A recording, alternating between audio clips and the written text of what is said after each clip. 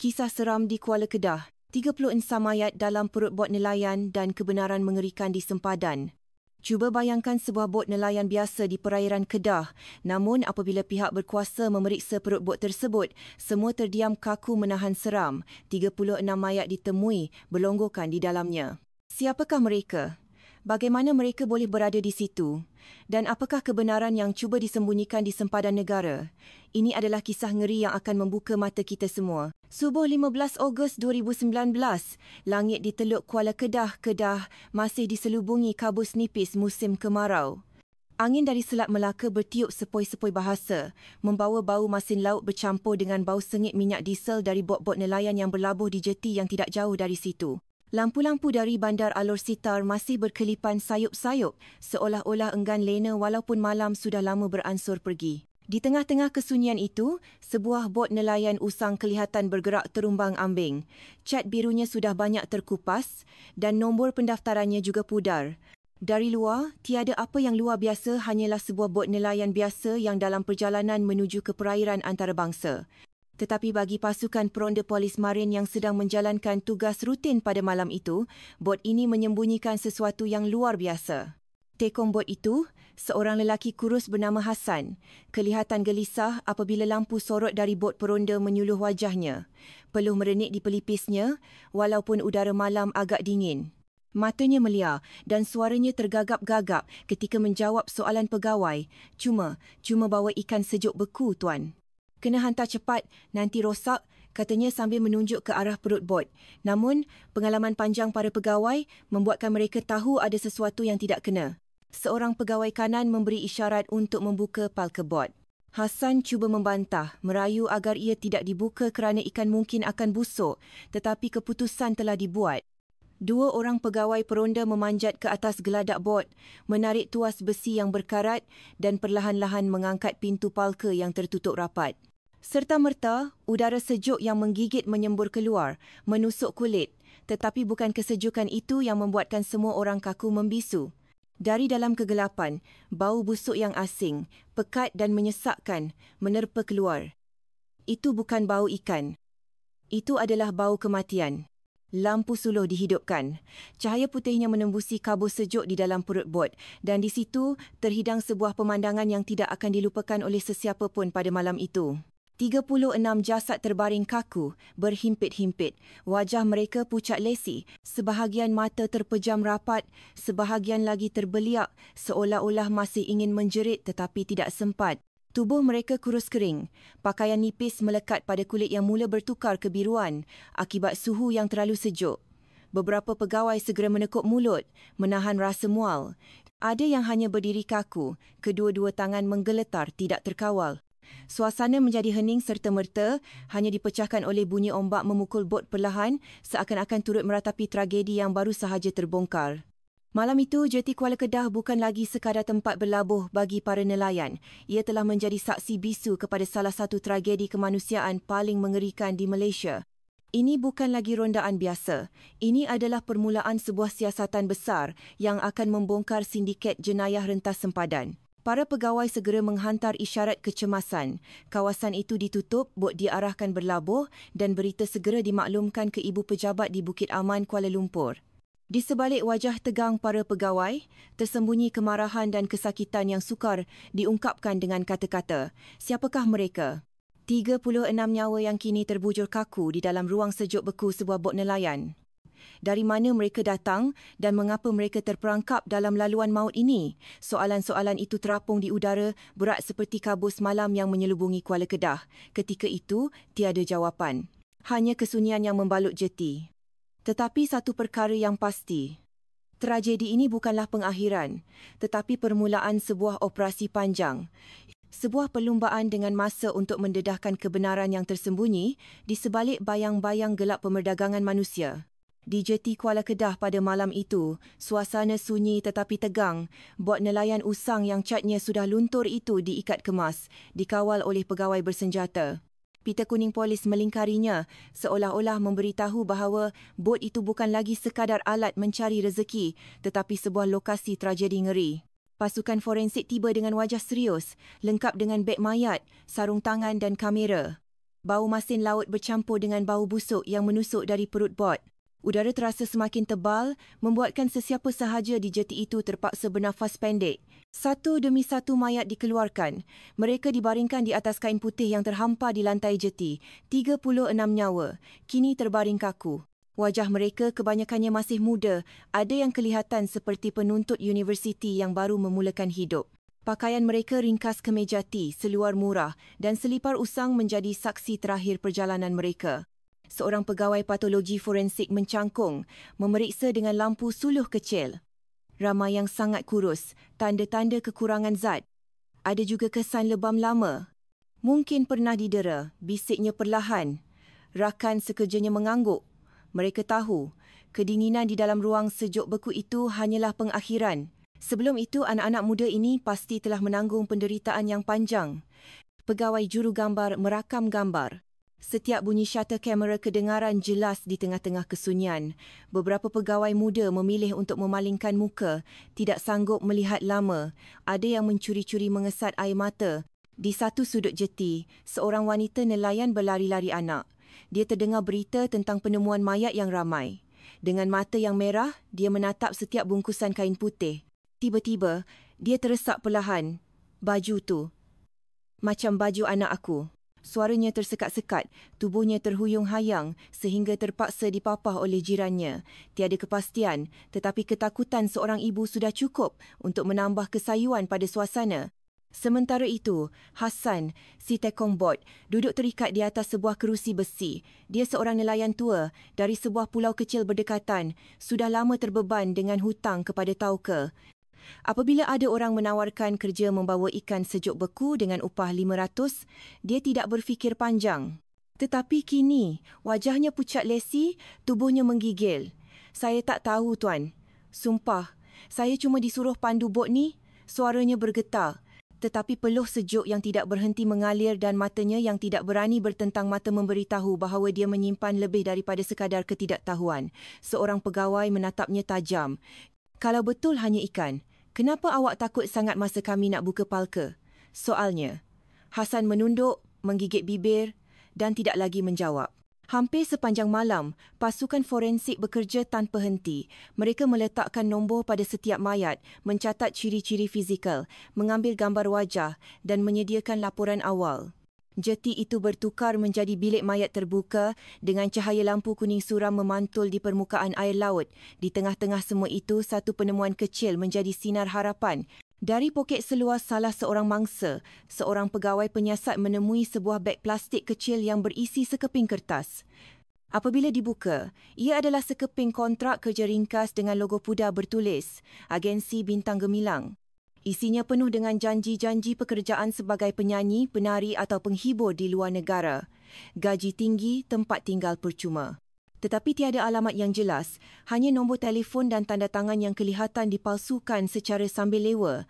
Para pegawai penyiasat saling berpandangan. Kertas itu mungkin satu-satunya kunci untuk menjejaki siapa dalang di sebalik semua ini. Tindakan pantas diambil. Bukti disimpan dan dimeterai dengan rapi. Laporan kecemasan ditaip dan dalam beberapa minit, berita itu dihantar terus ke Bukit Aman. Di ibu negara, para pegawai atasan menerima berita yang mengejutkan. 36 rakyat Malaysia ditemui mati di dalam perut bot di Kedah bersama bukti yang menunjukkan kewujudan sindiket pekerjaan palsu.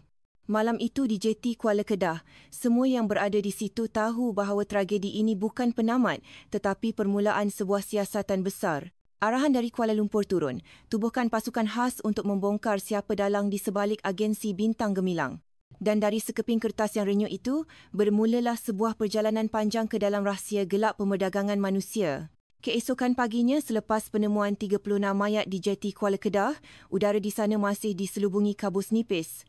Laporan kecemasan disiapkan segera, mengandungi gambar-gambar mangsa, kontrak kerja berlogo pudar agensi Bintang Gemilang dan keterangan awal Hassan. Semuanya dihantar ke Kuala Lumpur secepat mungkin. Beberapa jam kemudian, di Menara 1, Ibu Pejabat Polis Diraja Malaysia, Bukit Aman, suasananya berbeza dari biasa. Jam menunjukkan hampir tengah hari, tetapi bilik mesyuarat utama penuh dengan pegawai-pegawai tinggi. Di skrin projektor, terpapar gambar jeti, jasad-jasad anak muda yang kaku dan kertas kontrak yang usang. Suasana di dalam bilik itu hening. Superintendent Azlan berdiri di hadapan, wajahnya serius. Dengan nada yang berat, beliau berkata, "Ini bukan kemalangan maritim biasa. Pada pandangan saya, apa yang berlaku di Kuala Kedah adalah bukti jelas kewujudan sebuah sindiket pemerdagangan manusia yang kejam yang melayan anak muda kita seperti barangan." Beliau menegaskan bahawa mangsa-mangsa berhak mendapat keadilan. Kemudian, beliau menuding ke arah gambar kontrak di skrin. Nama agensi Bintang Gemilang menjadi tumpuan utama. Superintendent Azlan menggariskan 3 langkah misi. Pertama, kenal pasti identiti semua mangsa secepat mungkin agar keluarga mereka tidak tertunggu-tunggu dalam ketidakpastian. Kedua, soal siasat Hassan dengan lebih mendalam. Ketiga, arahkan pasukan siber untuk segera menyejaki siapa dalang di sebalik syarikat palsu ini. Pasukan siber memulakan tugas serta-merta. Di dalam bilik yang dipenuhi skrin komputer, terpapar laman web yang kelihatan profesional, iklan-iklan di media sosial dan kumpulan sembang dalam talian yang penuh dengan janji-janji palsu. Semuanya menjanjikan gaji lumayan di Johor Bahru atau Singapura, kerja mudah dan penginapan percuma. Pada pandangan pertama, ia kelihatan boleh dipercayai. Tetapi mata penganalisis siber sudah biasa dengan helah seperti ini. Mereka memeriksa kod di sebalik laman web, mencari maklumat pelayan dan menjejaki alamat IP akaun yang menyiarkan iklan. Hasilnya amat membimbangkan. Kebanyakan siaran kelihatan datang dari Johor, tetapi ada satu corak yang tidak dapat dinafikan. Beberapa alamat IP dikesan datang dari Ipoh dan juga Kuala Kedah. Seorang penganalisis bergumam perlahan, seolah-olah bercakap dengan dirinya sendiri. Ini bermakna mereka bukan sahaja beroperasi dari jauh, tetapi mereka juga mempunyai rangkaian di sini. Penemuan itu membuatkan suasana di dalam bilik menjadi lebih tegang. Superintendent Azlan menerima laporan itu dengan wajah serius. Tangannya mengetuk meja beberapa kali sebelum berkata, "Jika benar rangkaian ini beroperasi di Kedah dan Perak, masa kita tidak banyak. Setiap minit yang kita lewatkan mungkin bermakna akan ada mangsa baru." Pada masa yang sama, Hassan dibawa untuk disoal siasat sekali lagi. Wajahnya masih pucat, peluh sejuk membasahi pelipisnya. Pada mulanya, dia masih mengulangi bahawa dia hanya diupah untuk menghantar barang. Tetapi apabila pegawai penyiasat terus mendesak, dia mula memberikan butiran yang disembunyikannya sebelum ini. "Saya tak kenal siapa dia," katanya perlahan, "tapi saya ingat suaranya garau, Lohat Utara. Dia kata saya cuma perlu pandu bot ni ke sempadan perairan, nanti ada bot kecil datang ambil alih." Butiran kecil itu membuatkan para penyiasat saling berpandangan. Ini bukan lagi soal seorang nelayan yang naif. Ada penyelarasan yang jelas, ada titik pertemuan yang telah ditetapkan. Di Kuala Lumpur, mesyuarat berlanjutan hingga ke petang. Kesimpulan akhirnya jelas, sebuah pasukan khas yang diberi kuasa penuh perlu ditubuhkan untuk menyiasat kes ini dari semua dimensi, baik digital mahupun di lapangan. Arahan diturunkan secara terus. Sejak hari itu, PDRM menubuhkan sebuah pasukan siasatan khas yang akan memberi tumpuan untuk menumpaskan sindiket pemerdagangan manusia di sebalik nama Bintang Gemilang, malam menjelang tiba di ibu kota. Lampu di Menara 1 Bukit Aman masih terang benderang, menandakan siasatan baru sahaja bermula. Semua yang terlibat sedar bahawa jalan di hadapan akan panjang dan penuh bahaya, tetapi kebenaran harus dibongkar. Beberapa hari selepas mesyuarat besar di Kuala Lumpur, satu berita mengejutkan datang dari Kedah. Seorang pemuda kurus dengan wajah pucat lesi berjalan terhuyung-hayang masuk ke sebuah balai polis tempatan. Pakaiannya comot, matanya kosong dan suaranya bergetar ketika memperkenalkan diri. "Saya Farid," katanya perlahan. Saya pernah berada dalam cengkaman mereka dan saya berjaya lepaskan diri." Pegawai yang mendengar tergamam. Farid adalah saksi hidup yang mereka nanti-nantikan. Dia segera dibawa ke sebuah bilik selamat, ditemani oleh pegawai penyiasat dan ahli psikologi. Di bawah cahaya lampu yang terang, wajah Farid kelihatan lesu. Setiap kali dia bercakap, suaranya tersekat-sekat, seolah-olah setiap kenangan yang disebut kembali menikam hatinya. Dia menceritakan bagaimana dia dijanjikan pekerjaan di luar negara dengan gaji lumayan, tetapi setibanya di sempadan, semuanya berubah. "Bukan pentas persembahan yang menunggu," katanya perlahan. "Kami dikurung dalam sebuah rumah kecil, kemudian pada waktu malam dipindahkan secara senyap ke bot kecil. Dari situ, kami dihantar menyeberang ke Johor. Kebenaran itu lebih pahit." Farid menceritakan tentang sebuah bangunan seperti gudang di Johor Bahru. Tingkapnya ditutup rapat, pintu dikunci kemas dan dikelilingi pagar kawat berduri. Di dalamnya, berpuluh-puluh orang disumbat ke dalam bilik-bilik sempit. Mereka dipaksa duduk di hadapan komputer dan telefon selama berjam-jam untuk menjalankan kerja-kerja penipuan dalam talian. Sesiapa yang melawan akan dipukul, katanya dengan tangan yang menggeletar. Kalau sakit, tiada ubat diberikan. Saya nampak kawan sebilik saya Kamal demam panas berhari-hari. Kami merayu minta ubat, tapi mereka hanya ketawa. Hinggalah satu pagi, Kamal tidak lagi bangun. Mayatnya diheret keluar dan saya tak pernah nampak dia lagi. Air mata mengalir di pipi Farid. Bilik soal siasat menjadi sunyi sepi. Beberapa pegawai penyiasat menundukkan kepala, menahan emosi. Farid menyambung ceritanya, dia tahu jika dia terus berada di situ, nasibnya tidak akan berbeza. Pada suatu malam, ketika beberapa orang pengawal mabuk dan tertidur, dia ternampak satu lubang kecil pada pagar kawat di bahagian belakang. Dia menggunakan seluruh tenaganya untuk merangkak keluar, tidak menghiraukan luka di tangannya. Dia berlari tanpa menoleh ke belakang, bersembunyi di dalam semak dan kemudiannya menumpang sebuah bot nelayan untuk kembali ke Kedah. Dari jaketnya yang usang, dia mengeluarkan sekeping kertas. Ia penuh dengan lakaran pensel yang kasar dan pudar. Saya lukis ni dari ingatan saya, katanya perlahan. Lukisan itu menunjukkan pelan ringkas bilik-bilik sempit, pondok pengawal, pintu masuk dan sebuah bengkel kereta lama yang berdekatan. Saya tak ingat semua dengan jelas tapi cukup untuk kenal pasti tempat tu. Di bahagian atas kertas itu, Farid menulis 2 nama. Saya selalu dengar pengawal-pengawal sebut tentang 2 orang ni, jelasnya. Yang pertama namanya Anwar. Katanya orang kita, orang Malaysia. Badan tinggi kurus, mata dia sejuk. Dialah yang selalu kawal kami. Dia terdiam seketika, kemudian menunduk. Dan seorang lagi. Semua orang panggil dia Dato'. Nama sebenarnya Rashid Iskandar. Orang Malaysia juga. Saya tak pernah nampak muka dia, cuma pernah dengar suara garau dia. Tapi semua orang akan jadi takut bila dengar nama tu. Para pegawai penyiasat saling berpandangan. Nama Anwar dan Rashid menjadi petunjuk penting. Superintenden Azlan menerima laporan itu dengan wajah tegang. Dia memandang peta kasar yang terbentang di atas meja, lalu berkata perlahan, "Ini bukan lagi sekadar cerita. Kita ada saksi hidup dan kita ada arah tuju." Tapi di sebalik pagar kawat duri itu, mungkin masih ada berpuluh-puluh orang lagi yang belum dapat melarikan diri. Suasana mesyuarat pada malam itu berubah. Ia bukan lagi sekadar tentang menumpaskan sindiket, tetapi ada matlamat baru yang lebih mendesak daripada mencari bukti perundangan, menyelamatkan nyawa mereka yang masih terperangkap di sana. Peta lukisan tangan Farid walaupun pudar dan tidak lengkap, kini menjadi harapan bagi mereka yang masih terabai. Dari bilik siasatan di Bukit Aman, satu tekad baru terbentuk. Siasatan ini bukan lagi hanya untuk memburu penjenayah, tetapi sebuah misi menyelamat. Sejak keterangan Farid menggegarkan bilik mesyuarat di Kuala Lumpur, arah operasi berubah sepenuhnya. Bukti kontrak palsu dan pengakuan tekong bot tidak lagi mencukupi. Mereka memerlukan satu pintu masuk ke dalam rangkaian sindiket di peringkat tempatan. Semua petunjuk kini mengarah kepada satu nama, Vincent Lim, seorang perekrut yang beroperasi di Ipoh. Vincent terkenal licik. Dia jarang muncul di khalayak ramai, hanya nombor telefonnya yang terpapar dalam iklan-iklan dalam talian. Penyamaran adalah satu-satunya cara untuk mendekatinya. Superintenden Azlan memandang ke sekeliling bilik dengan serius. Kita perlukan umpan. Seseorang yang boleh membuatkan Vincent percaya. Seorang wanita muda bangun berdiri. Aina, 27 tahun, seorang pegawai wanita yang sudah biasa dengan operasi penyamaran. Wajahnya sederhana, suaranya lembut dan dia boleh meniru lohat tempatan dengan mudah.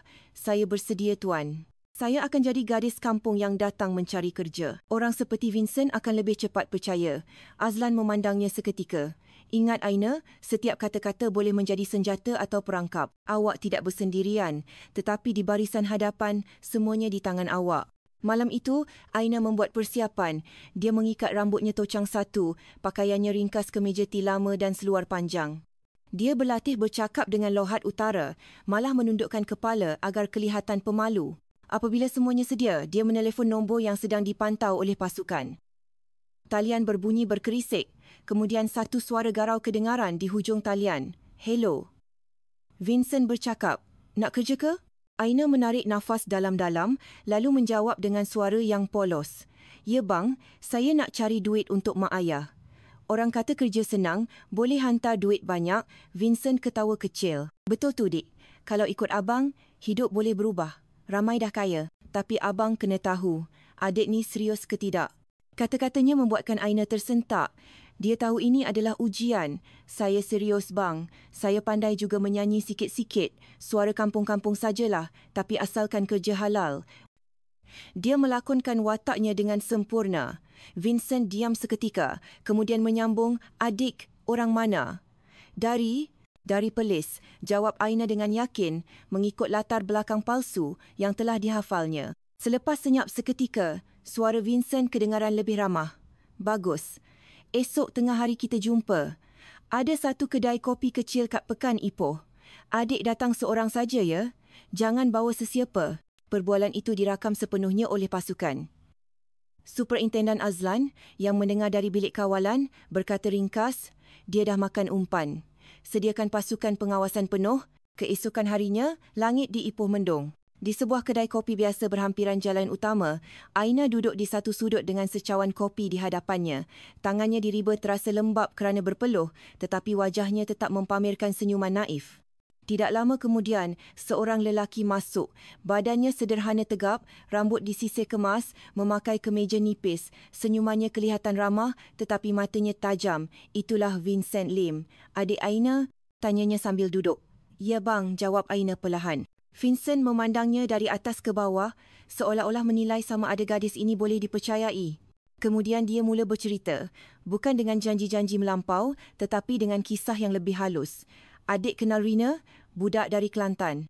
Baru 3 bulan ikut abang, sekarang sebulan boleh hantar beribu-ribu kat kampung. Adik nak jadi macam tu, katanya sambil mencondongkan badan ke hadapan. Aina menunduk, pura-pura kagum. Kalau macam tu mestilah saya nak bang. Macam mana caranya? Vincent tersenyum sinis. Senang saja, adik bagi dokumen, gambar pada abang, malam ni, ikut abang, ada orang lain tunggu kat satu rumah, lusa dah boleh mula kerja. Setiap perkataan dirakam oleh mikrofon kecil di kolar baju Aina. Di luar kedai, pasukan pengawasan menahan nafas, mencatat setiap butiran. Pertemuan itu berlangsung hampir sejam. Vincent kelihatan semakin yakin. Sebelum bangun untuk pergi, dia mengeluarkan telefonnya dan menaip satu pesanan ringkas ke nombor yang tidak dikenali. Aina sempat mengerling sekilas. Hanya satu ayat, barang baru sedia malam ni. Pesanan itu sudah cukup untuk membuatkan jantung semua yang memantau berdegup kencang. Vincent bangun, menepuk bahu Aina. Jangan lambat pula. Malam ni permulaan hidup baru adik. Dia berjalan keluar dari kedai dengan wajah selamba, tidak menyedari berpuluh-puluh pasang mata sedang memerhatikannya. Di bilik kawalan, Superintendent Azlan menggenggam penumbuknya. Ekorinya, jangan sampai terlepas. Malam ini kita akan tahu siapa lagi yang bersembunyi di belakangnya. Operasi baru sahaja memasuki fasa paling berbahaya. Umpan telah ditelan dan jala mula ditarik. Petang itu, selepas meninggalkan kedai kopi, Vincent Lim berjalan dengan santai. Dia sesekali mengerling telefonnya, jarinya lincah menaip mesej. Dia tidak pernah sedar bahawa sepasang bayang-bayang sedang mengekorinya dari jauh. 2 pegawai berpakaian preman mengikutinya dari belakang. Manakala sebuah kereta polis tidak bertanda bergerak perlahan di seberang jalan, semua komunikasi disambungkan melalui fon telinga. Di bilik kawalan, Superintendent Azlan sendiri yang mengetuai operasi. Sasaran menuju ke sebuah rumah pangsa. Semua unit bersedia, suara salah seorang pegawai kedengaran di radio. Vincent masuk ke dalam sebuah lorong sempit sehingga berhenti di hadapan sebuah blok rumah pangsa lama. Cat dindingnya sudah pudar dan pintu kayunya berkeriut apabila dibuka. 2 orang lelaki muda keluar menyambutnya. Wajah mereka keras dan penuh curiga. Salah seorang daripadanya membawa sebuah beg galas hitam. Mereka bertiga masuk ke dalam sebuah unit di hujung koridor. Sasaran di dalam. Ada 2 orang lagi, lapor pegawai pengintip. Azlan memberi isyarat. Tunggu sehingga ada pergerakan. Jangan serbu lagi. Beberapa minit kemudian, suara-suara sayup kedengaran dari celah tingkap. Dokumen dah sedia. Malam ni bot jalan. Barang baru pun dah sampai. Itu sudah cukup. Azlan mengangkat tangannya. Masuk, pintu dipecah dengan kuat. Polis, jangan bergerak. Suasana serta-merta menjadi kelam kabut. Vincent terkejut. Dia mencapai komputer riba di atas meja, cuba menutupnya dan membuangnya, manakala salah seorang konconya mengeluarkan sebilah pisau lipat. Seorang lagi cuba merebut beg yang berisi dokumen. Tetapi para pegawai bergerak pantas.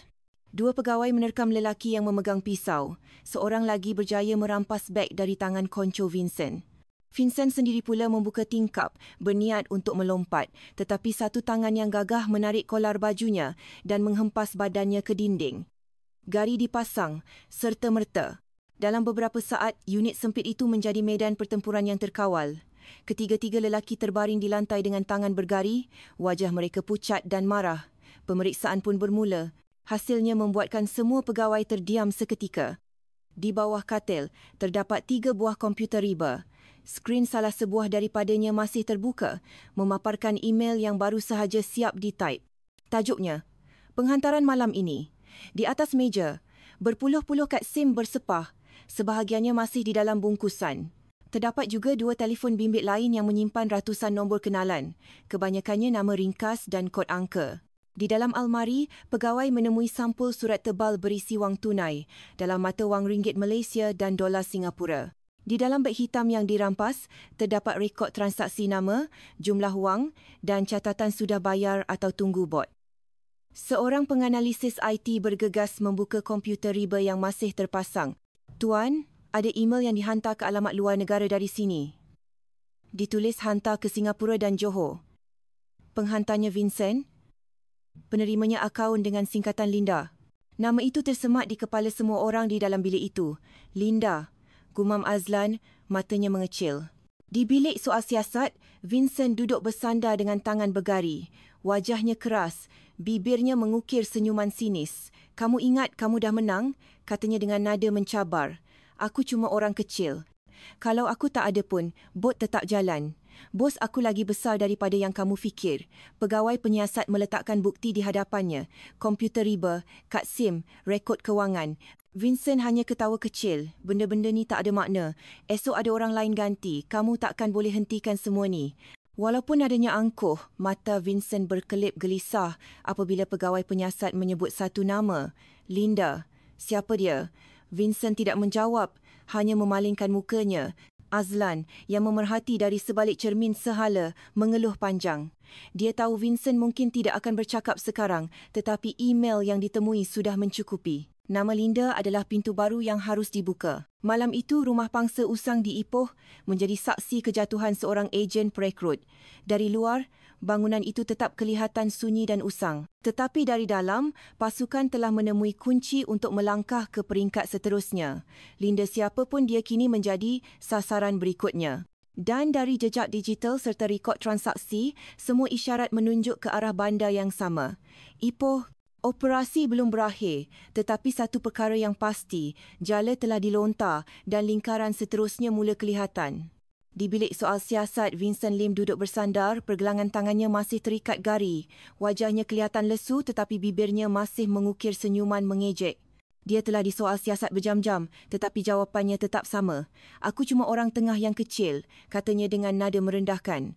"Tanpa aku, bot tetap akan berlayar." "Bos aku lebih besar daripada yang kamu fikirkan." Seorang pegawai penyiasat meletakkan bukti di hadapannya. Komputer riba yang dirampas, timbunan kad SIM dan sampul berisi wang tunai. Dengan suara yang tenang tetapi tegas, dia bertanya, "Kalau awak hanya orang kecil, kenapa semua bukti ini ada pada awak? Dan siapa Linda yang menerima email dari awak?" Untuk seketika, senyuman Vincent pudar. Matanya pantas mengimbas bukti di atas meja sebelum kembali menatap lurus dengan wajah degil. "Linda tu cuma seorang peniaga. Kamu takkan boleh sentuh dia." Jawapan yang separa mengakui itu menjadi satu laluan baru. Nama Linda serta-merta menjadi tumpuan siasatan. Di Kuala Lumpur, pasukan siber bekerja tanpa henti. Dari jejak email dan nombor telefon, identitinya perlahan-lahan terbongkar. Linda ialah Linda Abdullah, seorang wanita berusia 42 tahun. Menurut rekod pendaftaran, dia adalah seorang peniaga pakaian di sebuah pasar pagi di Ipoh, Perak. Gambar fotonya menunjukkan wajah yang ramah, memakai pakaian ringkas sambil memegang bakul pasar. Tetapi, rekod digital tidak pernah berbohong. Aliran wang dalam akaun banknya tidak sepadan dengan kedai kecil yang dimilikinya. Beberapa pindahan wang datang dari Johor dan Singapura dengan jumlah yang terlalu besar untuk sekadar perniagaan pasar. Superintendan Azlan menatap skrin yang memaparkan wajah Linda di pasar. Dia mengangguk perlahan. "Inilah penghubung yang kita cari." Vincent hantar mangsa kepada Linda. Dari Linda mereka dihantar ke Johor. Kalau kita dapat tangkap dia, kita boleh buka pintu rentas negeri ini. Tetapi Linda bukan orang biasa. Menurut laporan risikan, dia terkenal dengan sikapnya yang sangat berhati-hati. Dia jarang pulang ke rumah yang sama, kadangkala menumpang di rumah saudara, kadangkala di sebuah rumah kedai terbiar. Dia menukar nombor telefon hampir setiap minggu dan selalunya ditemani oleh seorang atau dua lelaki muda. Dia seolah-olah tahu ada bayang-bayang yang memburunya.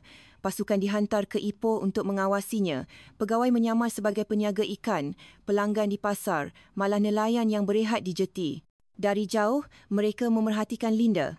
Setiap pagi, dia akan datang ke pasar dengan pakaian biasa, berbual mesra dengan peniaga lain, kemudian pulang dengan barang-barangnya. Sekali imbas, tiada apa yang mencurigakan. Tetapi apabila dia menerima panggilan telefon, air mukanya akan berubah. Senyumannya hilang, langkahnya menjadi lebih laju dan dia seringkali hilang ke dalam lorong-lorong kecil yang menghubungkan pasar dengan deretan rumah kedai. Suatu pagi, seorang pegawai melaporkan bahawa Linda masuk ke sebuah rumah kedai lama di Jalan Sultan Iskandar. Lampu menyala seketika, kemudian padam. Tiada aktiviti yang mencurigakan. Tetapi setiap kali Linda pergi ke situ pada waktu malam, sebuah van sewa selalunya akan berhenti di hadapannya. Dari van itu, 2 atau 3 orang pemuda berwajah pucat akan turun membawa beg kecil. Linda akan menunggu berhampiran pintu, memberi arahan ringkas dan van itu akan terus menuju ke sebuah jeti kecil. Dari situ jejaknya hilang di laut. Corak ini berulang beberapa kali sepanjang lebih seminggu pengawasan. Setiap kali ada barang baru dari utara, Linda akan muncul di rumah kedai yang sama. Van sewa akan tiba dan ia akan berakhir di jeti. Semua gambar dan video dikumpulkan sebagai bukti kukuh bahawa Linda adalah penyelaras utama. Malam itu, Superintendent Azlan berada di sebuah pos pengawasan rahsia di Ipoh. Dia memandang monitor yang memaparkan imej kabur dari kamera jarak jauh. Linda muncul lagi, berdiri di hadapan rumah kedai dengan telefon bimbit di telinga. Wajahnya kelihatan tenang tetapi matanya melia memerhati sekeliling. Beberapa minit kemudian, seorang lelaki asing datang membawa sebuah beg pakaian hitam yang besar. Linda mengambilnya dengan pantas, kemudian masuk ke dalam rumah kedai tanpa berkata apa-apa. Azlan mengeluh panjang. Dia tahu masanya sudah hampir tiba. Linda Abdullah bukan sekadar peniaga pasar. Dia adalah penghubung yang menyambungkan utara dengan Johor. Dan beg hitam itu mungkin berisi lebih daripada sekadar pakaian. Esok kita akan bertindak, katanya kepada pasukannya dengan tegas. Jika Linda tumbang, laluan gelap ini akan terbongkar. Di luar, angin laut membawa bau masin. Malam di Ipoh terasa semakin berat, seolah-olah memberitahu bahawa satu rahsia besar sedang menanti untuk dibongkar. Malam itu, udara di Ipoh terasa berat. Awan kelabu pekat terapung rendah dan angin laut membawa bau masin yang sengit. Di pos pengawasan, Superintendent Azlan melihat jam tangannya. Hampir pukul 9 malam waktu kebiasaan Linda Abdullah muncul di rumah kedai lama di Jalan Sultan Iskandar.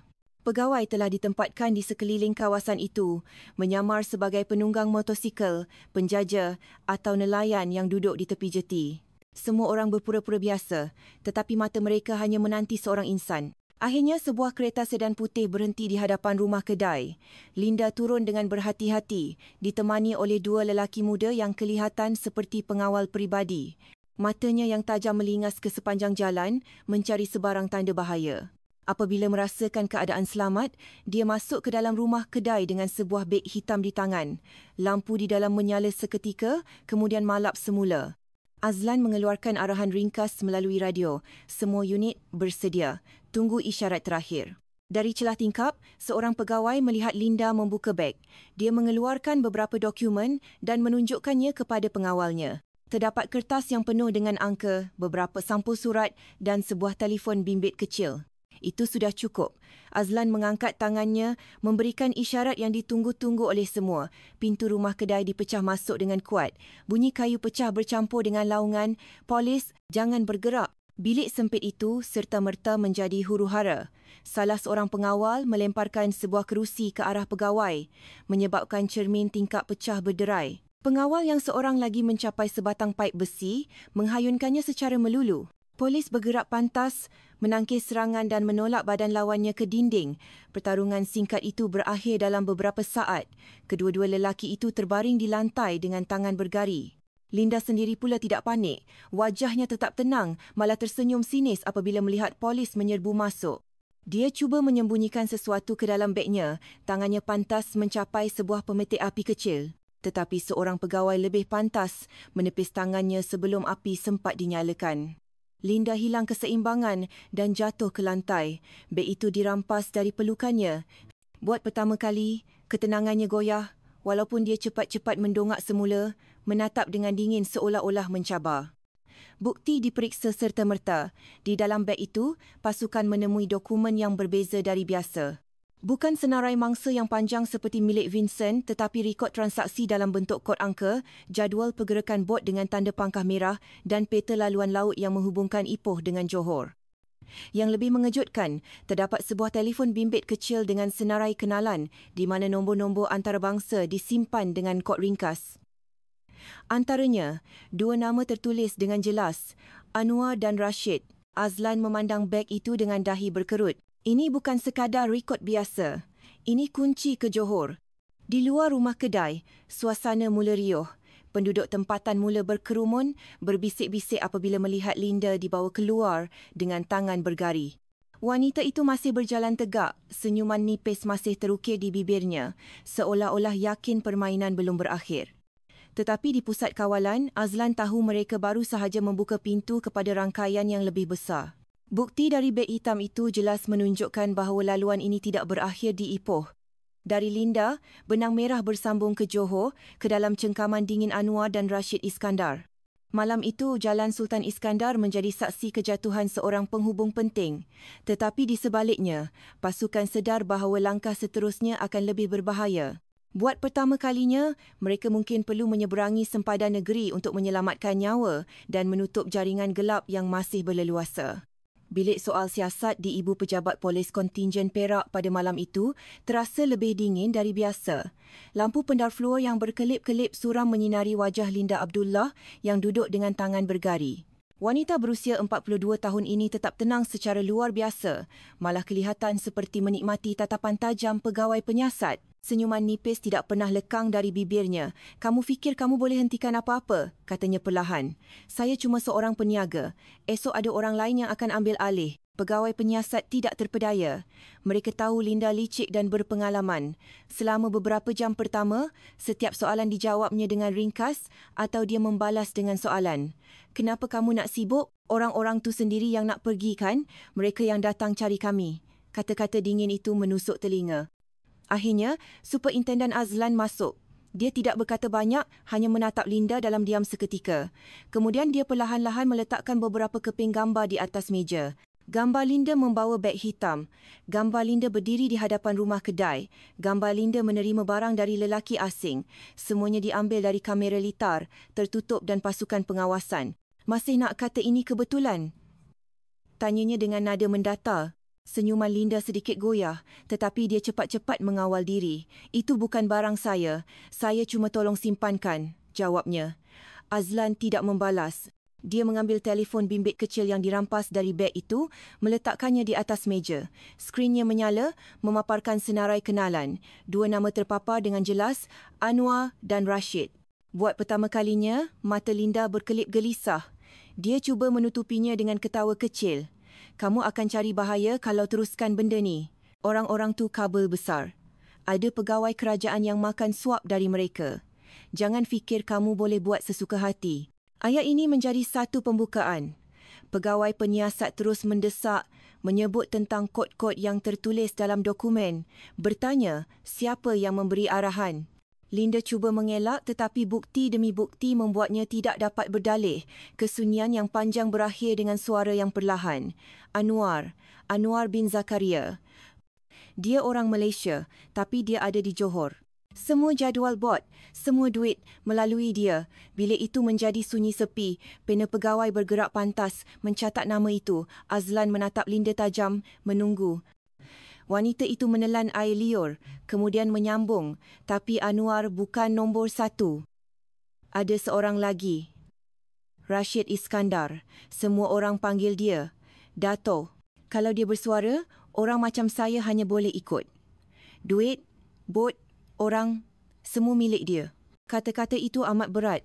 Nama Rashid Iskandar yang sebelumnya hanya bisikan dari saksi kini disebut dari mulut penyelaras utama.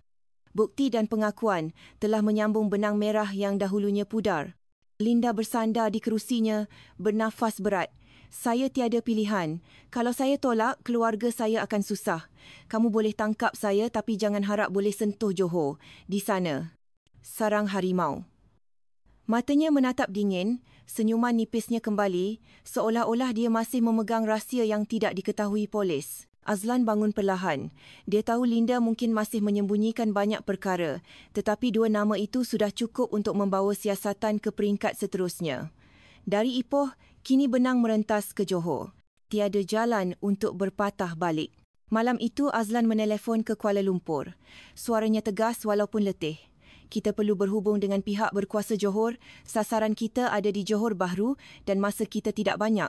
Di luar, hujan turun dengan lebat, memukul bumbung zinc dengan kuat seolah-olah langit memberi isyarat bahawa badai yang lebih besar baru sahaja bermula. Selepas pengakuan Linda Abdullah, arah siasatan tidak lagi kabur. Johor adalah sasaran seterusnya. Nama Anwar bin Zakaria dan Dato' Rashid Iskandar bukan lagi sekadar khabar angin, tetapi sasaran sebenar. Superintenan Azlan segera melaporkan perkembangan ini ke Bukit Aman dan dalam beberapa jam, keputusan dibuat. PDRM Bukit Aman mesti bekerjasama dengan polis kontingen Johor untuk menamatkan rangkaian gelap ini. 2 hari kemudian, Azlan bersama pasukan khasnya tiba di Johor Bahru, bandar yang terang benderang dengan lampu malam, jalan raya yang sibuk dan pelabuhan yang sentiasa aktif dengan perdagangan. Tetapi di sebalik kesibukan itu, Azlan tahu ada rahsia gelap yang tersembunyi.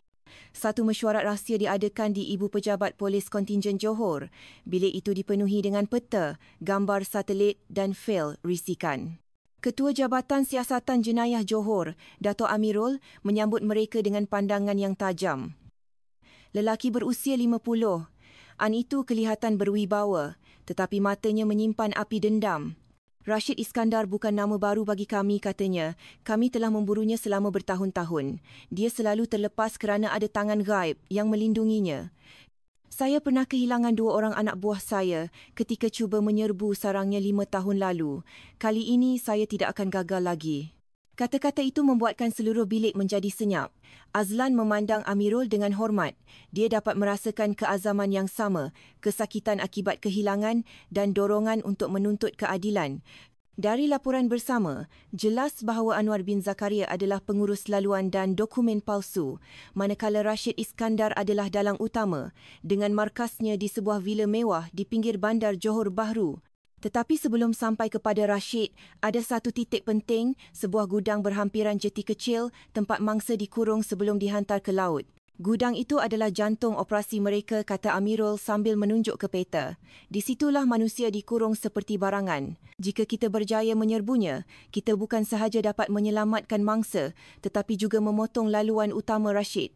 Azlan mengangguk, tetapi kita perlu pastikan rahsia ini tidak bocor. Jika ada berita terlepas walau sedikit pun, nyawa mereka yang di dalam akan menjadi taruhan. Perbincangan berjalan panjang, bukan hanya tentang siapa yang akan masuk melalui pintu mana, tetapi tentang memastikan operasi ini tidak dapat dihidu. Mereka bersetuju untuk bertindak secara mengejut. Tiada siren, tiada tanda rasmi. Semua komunikasi akan melalui radio yang disulitkan sahaja. Amirul menambah, kami telah menyediakan pasukan khas marin. Mereka akan menyekat mana-mana bot daripada meninggalkan jeti semasa operasi. Jika Rashid cuba melarikan diri melalui laut, dia akan terperangkap. Wajahnya tegang tetapi suaranya penuh keyakinan. Malam itu di bilik taklimat, suasananya berbeza dari operasi sebelumnya. Ini bukan sekadar tugas, tetapi satu pertaruhan antara kontingen. Semua sedar bahawa kesilapan kecil boleh merosakkan segalanya.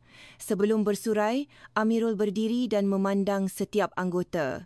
Ingat, keutamaan kita adalah menyelamatkan mangsa. Jangan biarkan mereka menjadi perisai manusia untuk Rashid. Selepas itu, kita akan uruskan Anwar dan Rashid. Mereka sudah terlalu lama bermain dengan nyawa manusia. Menjelang tengah malam, pasukan bergerak ke titik pertemuan. Kenderaan bergerak tanpa lampu di sepanjang jalan-jalan sunyi di Johor. Udara malam lembap dan panas. Berbau laut. Dari jauh, jeti kecil itu kelihatan sunyi, hanya diterangi oleh beberapa lampu pelita. Di jeti, pasukan Marin Johor sudah bersedia dengan bot getah mereka. Di sisi lain, pasukan penyamaran dari Bukit Aman telah bergabung dengan pekerja-pekerja malam menyusup perlahan-lahan ke kawasan gudang. Semuanya berjalan dalam senyap, hanya bunyi ombak yang kedengaran. Jam menunjukkan pukul 2 pagi. Radio berbunyi, suara Amirul kedengaran tegas. Semua unit, ambil posisi. Kita akan mula apabila ada isyarat. Dari jauh, kelihatan bayang-bayang 2-3 orang pengawal berjalan di hadapan gudang. Salah seorang daripadanya berhenti untuk menjawab telefon. Air mukanya berubah serius. Matanya meliar seolah-olah lebih berwaspada. Azlan, yang memerhati dari jauh, merasa tidak sedap hati. Mungkin Rashid sudah tahu pergerakan kita, fikirnya. Johor pada malam itu masih sunyi. Tetapi di sebalik kesunyian itu, bukan hanya pasukan gabungan yang bersedia. Musuh juga seolah-olah sedang menanti. Udara subuh di Johor terasa melekit dan lembap. Gudang lama berhampiran jeti kelihatan sunyi dari luar, hanya diterangi cahaya malap. Tetapi di sebalik dinding zinc yang berkarat, suasananya tidak tenang. Kamera litar tertutup kecil terpasang di sudut pintu. Pengawal berjalan mundar-mandir dengan senjata di tangan, seolah-olah mereka mempunyai firasat sesuatu akan berlaku. Dari jauh, pasukan gabungan polis Bukit Aman dan Johor sedang mengintip. Superintendan Azlan melekapkan fon telinga, menunggu isyarat. Di sebelahnya, Dato' Amirul menatap tajam ke arah gudang, wajahnya keras menahan geram. Kita sudah lama menantikan saat ini, bisiknya. Akhirnya, isyarat diberikan.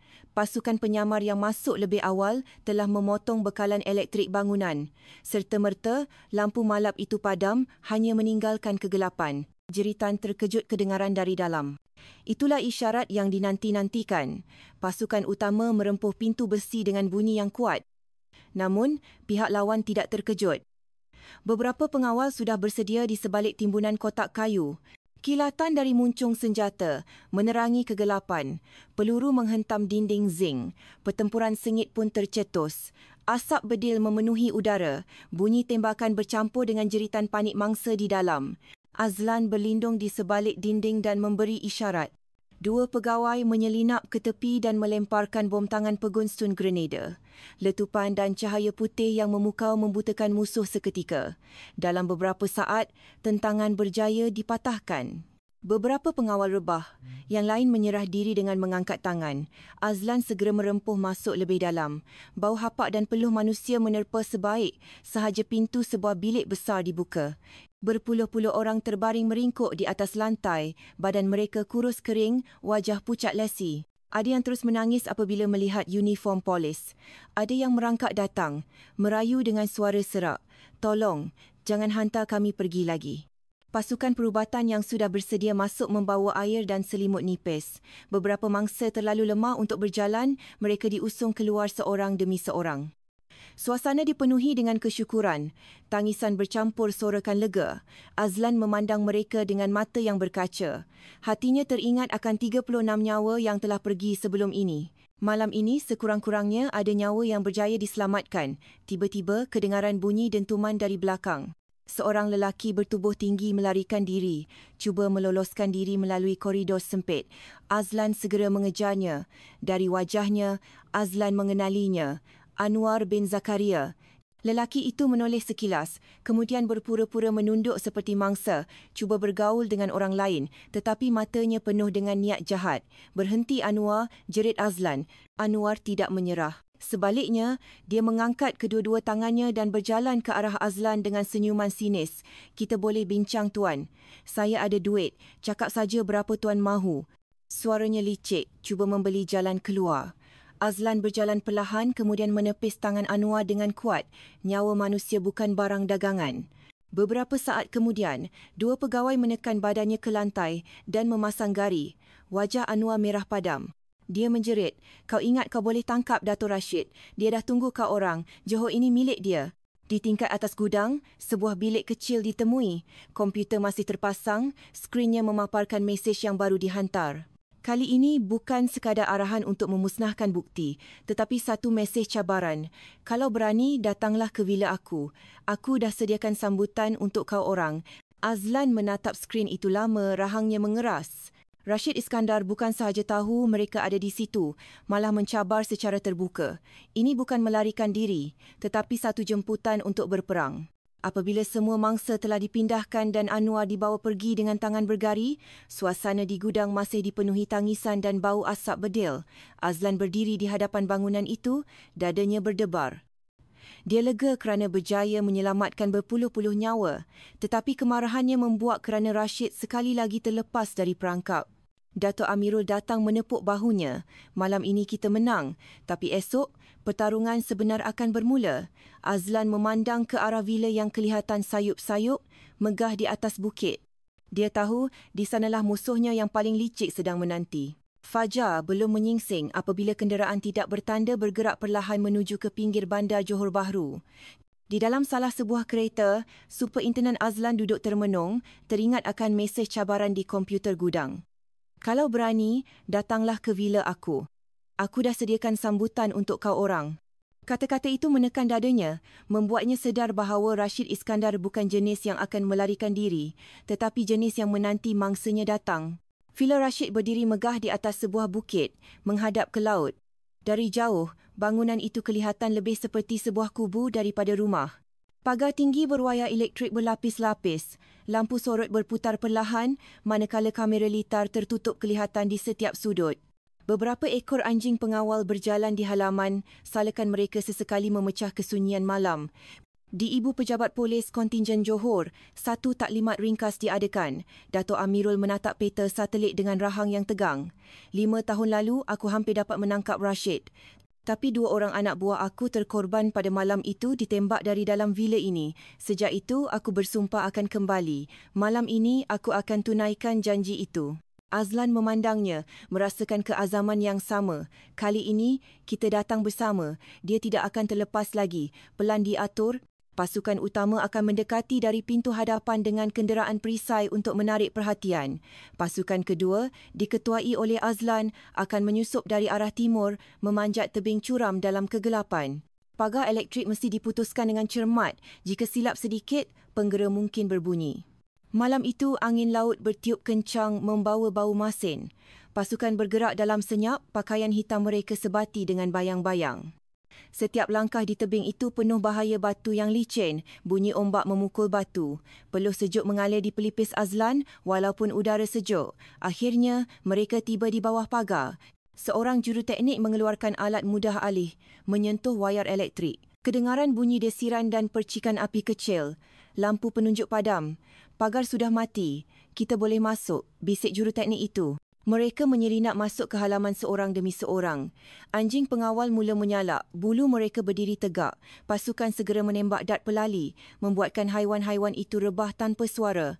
Tetapi salakan singkat itu sudah cukup untuk mengejutkan pengawal di dalam. Siren berbunyi nyaring dan panjang. Lampu sorot menyuluh ke segenap arah. Dari pembesar suara besar yang dipasang di vila, satu suara garau bergema di malam hari. Itulah suara Rashid. Selamat datang, Azlan. Selamat datang, Amirul. Jauh kamu datang. Untuk apa? Untuk mati di halaman rumah aku? Azlan mendongak memandang vila. Rashid tidak muncul.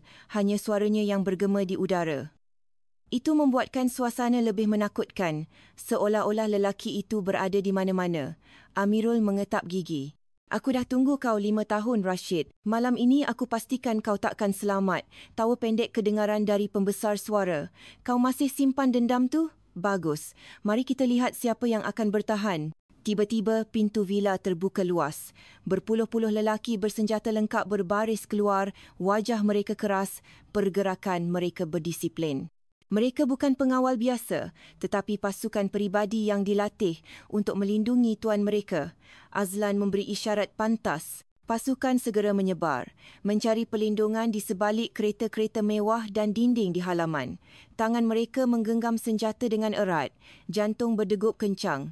Dari pembesar suara-suara Rashid kedengaran lagi, nadanya tenang tetapi menusuk. Aku dah sediakan pentasnya. Silakan masuk kalau berani. Tapi ingat, setiap langkah kamu adalah pertaruhan nyawa. Azlan memandang Amirul lalu mengangguk. Masanya telah tiba. Vila di atas bukit itu kini bukan lagi sekadar rumah mewah. Ia telah menjadi medan perang yang bersedia menelan sesiapa sahaja. Halaman vila bertukar menjadi medan perang dalam sekelip mata. Bunyi tembakan bergema memantul pada dinding marmar. Lampu sorot yang terang menyilaukan mata. Pasukan Rashid keluar dari pintu hadapan dalam formasi teratur dengan senapang automatik di tangan. Mereka bukan pengawal biasa, pergerakan mereka pantas, berdisiplin dan terlatih. Azlan memberi isyarat ringkas. Menyebar, cari perlindungan. Pasukannya segera berpecah. Ada yang berlindung di sebalik kereta mewah, ada yang merapatkan diri pada tiang di halaman. Tembakan pertama dilepaskan, diikuti dengan tembakan bertubi-tubi. Cahaya dari muncung senjata menerangi malam yang gelap di Johor. Dato' Amirul mengetuai serangan dari sayap kanan. Suaranya bergema penuh dendam. Tolak mereka masuk. Jangan beri mereka peluang untuk bertahan di halaman. Pasukan gabungan melepaskan tembakan balas, perlahan-lahan menolak musuh ke arah pintu vila. Tetapi kemudian, pasukan terpaksa berhenti serta-merta apabila tanah di hadapan mereka bergegar. Letupan kecil kedengaran, menyebabkan asap hitam berkepul. 2 orang pegawai terpelanting akibat letupan itu, badan mereka terhempas ke tanah.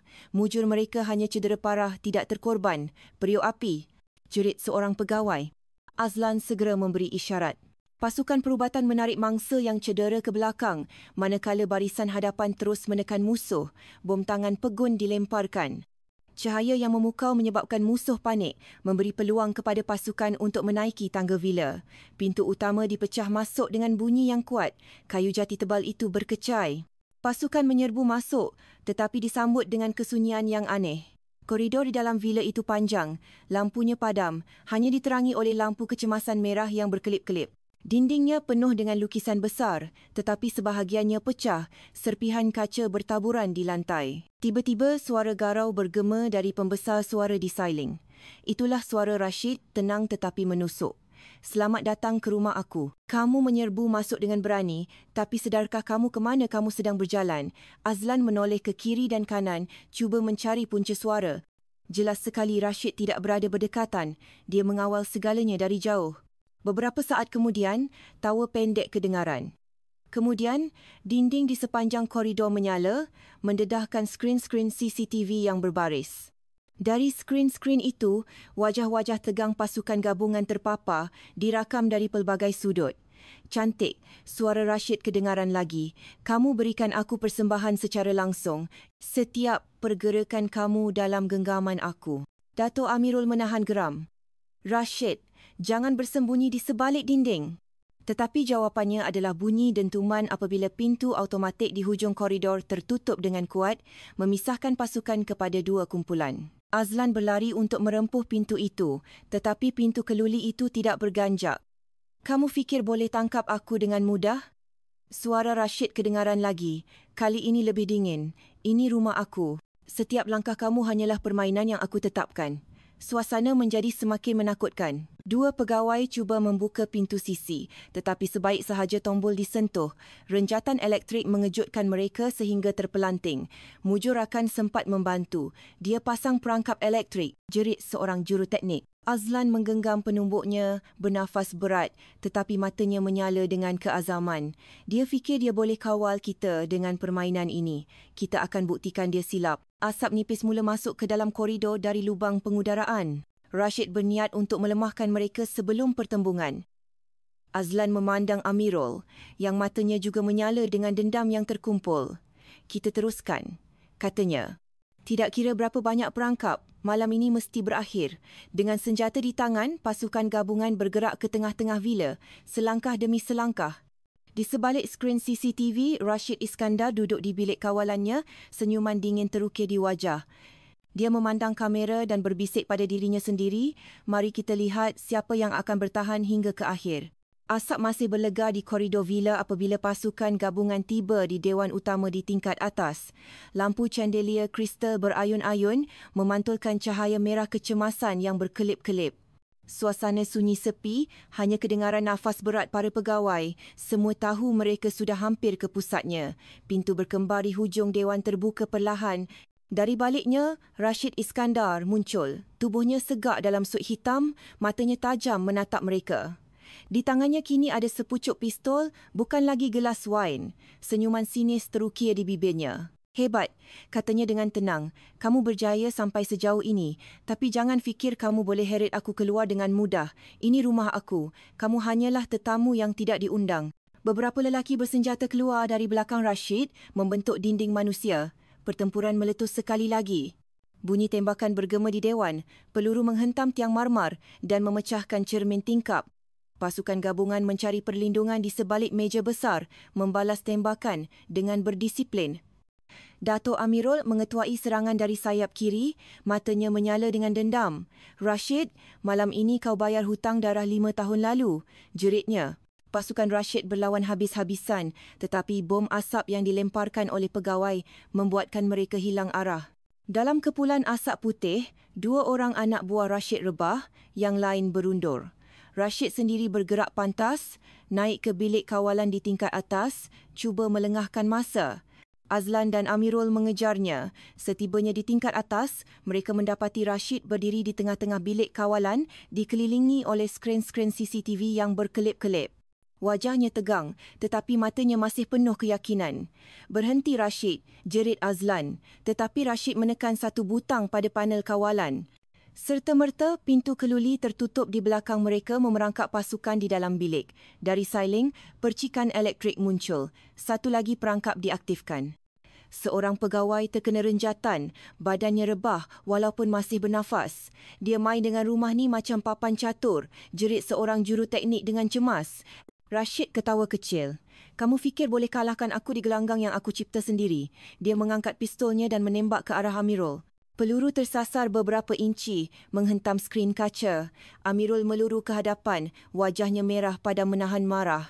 "Ini untuk anak buah aku." Dia melepaskan tembakan, peluru mengenai lengan Rashid. Pistolnya terlepas, tetapi dia tidak menyerah. Dia pantas mencapai sebilah pisau dari meja dan menerkam. Pertarungan jarak dekat pun berlaku. Azlan menerkam Rashid, kedua-duanya bergelut sengit. Pisau itu hampir mengenai leher Amirul, tetapi dia sempat menepisnya. Dalam kekalutan itu, Azlan berjaya menyepak Rashid sehingga jatuh. 2 pegawai lain bergegas memasang gari.